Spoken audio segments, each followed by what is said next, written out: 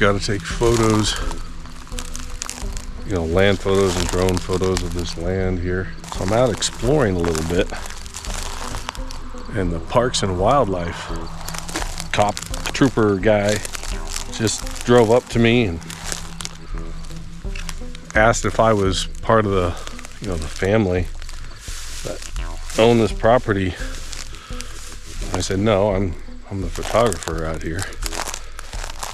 And he said that the owner had reports of gunfire out here.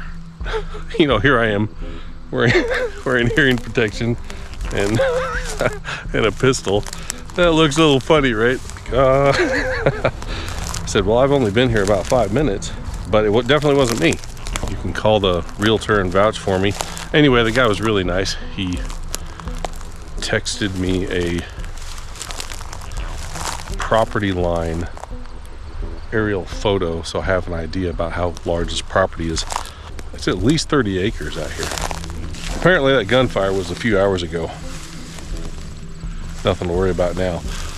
I've been thinking about the Charlie Kirk situation. And the way I see it is there are 3 possibilities. Number 1, it happened, as they say, all the reports, the mainstream. Number 2, it happened, but not as they say. The angle, the weapon used. You know what? This here is an improvised shooting target. Got lots of holes in there. So what you're saying is I'm standing downrange and somebody over there. Oh, that's nice. Well, a lot of people out here don't have much of an income, so they probably can't afford a lot of ammunition. So they've probably gone home for the day, is my point. Hey, I can't afford a lot of ammo either. I mean, I own an RME interface. We've talked about this. The third option is that it didn't happen. That it was a staged event. I think it's important to consider all possibilities and not blow off anything, because we really don't know. It reminds me of the JFK situation. When JFK got smoked, you know, that was pretty graphic, right? We saw his head get rearranged. On the Zapruder video, or film at that point, it was film. But you know, the strange thing about Zapruder, I think Zapruder was Jewish. Okay, so let's think about the Charlie Kirk situation right now. They're saying a 30-06 was used, right? There's a deer stand. There's a deer stand over there. If you pop someone in the neck with a 30-06, assuming you're using, you know, standard ammunition, that to me is ridiculous. But that's the mainstream, right? Just like they said, Lee Harvey Oswald used the Mannlicher rifle, and the Warren Commission report came out later and said, oh yeah, we interviewed a bunch of witnesses and it was definitely Lee Harvey Oswald. Nothing to see here, folks. So move along. Meanwhile, witnesses, people who were interviewed for the Warren Commission report, started dying under strange circumstances. You know, accidents. Whoops, that's weird.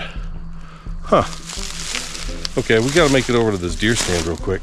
What are some other possibilities? It happened, but it didn't happen from that angle with that tool. It came somewhere.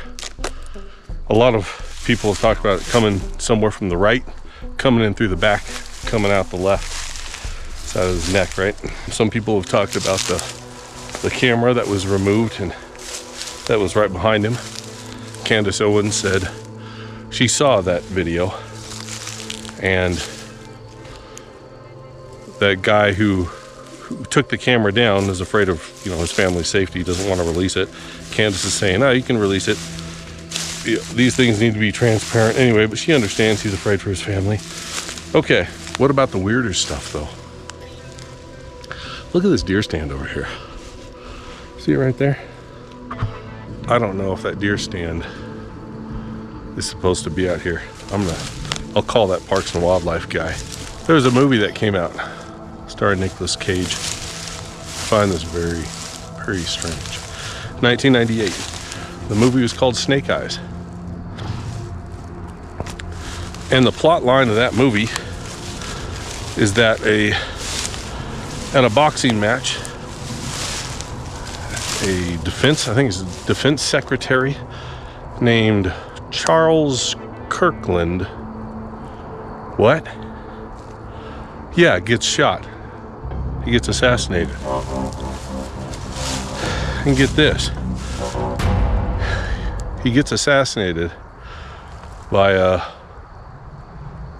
movie plot here, the Palestinian who's mad at the U.S. giving weapons to Israel. All right. Then we have all this stuff going on with Netanyahu, right? Netanyahu repeatedly coming out on different media platforms saying, "Hey, Charlie was a great friend of Israel. We did not pop him." I'm paraphrasing. "How dare you? We would not." And then what was it? Was it the head of Mossad or someone else from Israel came out and said, "We do not assassinate political people. We do not do that." Something like that. Okay. You people, you expect us to believe that, you bunch of goofballs? It's a nice way of putting it. Other people coming out and saying, "Hey, these conspiratards," or whatever, are coming out here and saying that Israel did it. Israel didn't do it. Stop blaming everything on the Jews. I'm saying it looks really fishy. And strangely enough, there are some interesting similarities with a movie from 1998.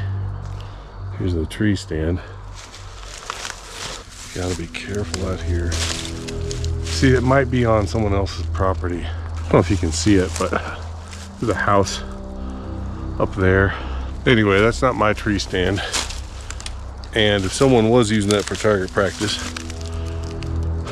I don't want them using me for target practice if they see someone climbing up on their tree stand. Well, so far no snakes. That's good. There's some interesting things going on with aircraft. There's that one aircraft, tail number N888KG, Kilo Golf. And that aircraft left Provo, I guess, which is about, it's like 8 miles or something from where the event happened. It left Provo about an hour later. It flew off, and its transponder went out, or was turned off, and then it came back later. And remember the name of the woman, the couple who that aircraft is registered to. I heard an interesting comment. I gotta look into it. Someone said, "Hey, you gotta look into the previous owners of that aircraft, because it was previously owned by a Stephen Paddock." What? What are you talking about?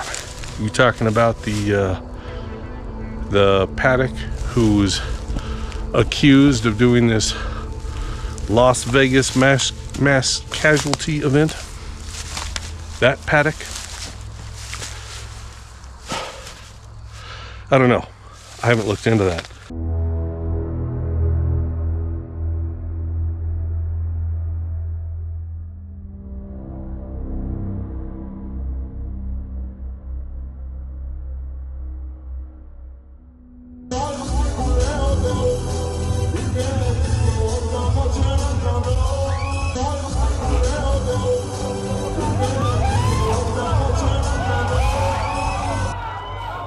So we have interesting things going on. We have this flow of cash, right? We have Benjamin Netanyahu allegedly coming out and saying, hey, to Charlie, you better stop. You want $150 million, you better stop talking about Israel in a negative light. Israel can do no wrong. And this is what so many people don't understand, is they confuse this. Jews are God's chosen people, all these Christians, right? Jews are God's chosen people. You must never, you dirty anti-Semite, you must never accuse them of anything. I disagree with that. I say, you call out evil where there's evil, and you call out filth,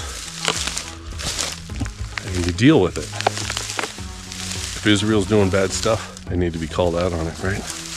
They need to be exposed. If they had anything to do with it, they need to be exposed totally before the people of this country. I don't know who did it. No one knows. Well, okay, I suppose a few people probably do. Remember, we talked about that one aircraft, tail number N888KG. Some people think that aircraft went ahead and transported the real shooter not being this Tyler Robinson guy. Now, there was allegedly another aircraft, a government spy aircraft, that made a loop around that area and then flew onward. Now, what capabilities, first of all, what was this spy aircraft doing? What capabilities did it have as far as signals intelligence? That's a sticker, that's not a bug, look at that thing. I didn't see that on there earlier, I thought it was a bee or something. If you're interested in the tune fart view on all this stuff, I feel silly saying that, right? Tune fart.